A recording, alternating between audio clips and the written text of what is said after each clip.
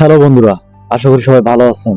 মাত্র 5 সেকেন্ডে একটি বিড়াল বুঝে গেল সবচাইতে বড় কষ্টটা হলো বিশ্বাস করা। হ্যাঁ, দেখুন একটি বিড়ালের মুখে একটি ইঁদুর। সারাদিন হয়তো কষ্ট করে সেই ইঁদুরটাকে ধরে তার প্রিয়জনের জন্য খাবার হিসেবে ঘরে নিয়ে ফিরিয়েছেন। কিন্তু ফিরে এসে কি দেখলেন? ফিরে এসে দেখলেন তার প্রিয়, যাকে তিনি পৃথিবী ভাবতেন, পুরো দুনিয়া ভাবতেন, সেই মানুষটা আর একটা বিড়ালের সাথে কিছু কথোপকথন করতেছেন। আর সেই দৃশ্য দেখে সেই ইঁদুর যেটা ধরে নিয়ে এসেছিল বিড়ালটি তার মুখে, সেই ইঁদুরটা মাটিতে ছেড়ে দেন। তখনই তার মনে হয়েছিল তার কোনো ক্ষুধায় কোনো কষ্ট লাগেনি। তার ওই ইঁদুরটাকে ছেড়ে দিলে কখনো কষ্ট মনে হবে এটা ভাবেনি। কষ্ট ভেবেছে যে তার দুনিয়া, যাকে পৃথিবী ভাবতো, সেই মানুষটা আর একটা মানুষের সাথে কথা বলতেছে।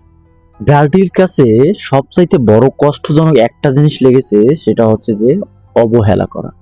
মানুষকে অবহেলা করা সবচাইতে নিকৃষ্টজনক একটা কাজ।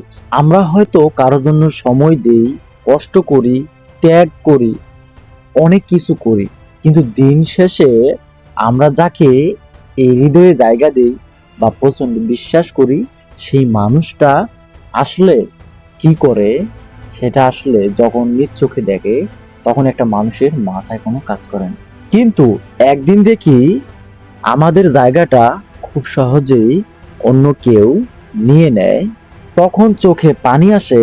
জিনিসটা হারানোর ভয়ের জন্য নয়, ভুল মানুষকে নিজের সবকিছু দিয়ে ফেলছিলাম, তাই এখন উপলব্ধি করতে পারতেছি।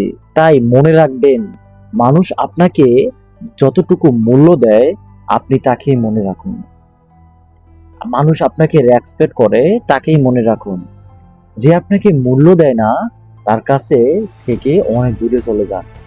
সহজ হিসাব, মাইনাস করলে যেমন কমে যায়, প্লাস করলে যেমন বেড়ে যায়। যদি আপনাকে কেউ রেসপেক্ট করে, শ্রদ্ধা করে, সম্মান করে, মনে রাখে, আপনিও তাকে মনে রাখুন।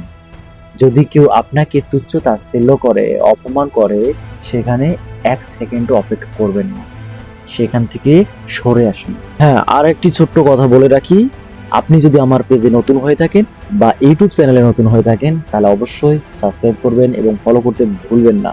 এই গল্পটি কারো জীবনের সাথে মিলে গেলে আমরা কোনো দায়ী নই।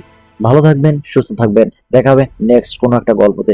কেউ যদি গল্প পাঠাতে চান অবশ্যই আমাদের মেইলে যোগাযোগ করবেন কিংবা সরাসরি মেসেজ করার সুযোগ থাকতেছে। সেখানে মেসেঞ্জারে আপনার গল্প এবং প্রিয়জনের সাথে যত কিছু ঘটার গল্পগুলো আপনারা সেখানে পাঠিয়ে দিতে পারেন। ভালো থাকবেন। Thanks for watching.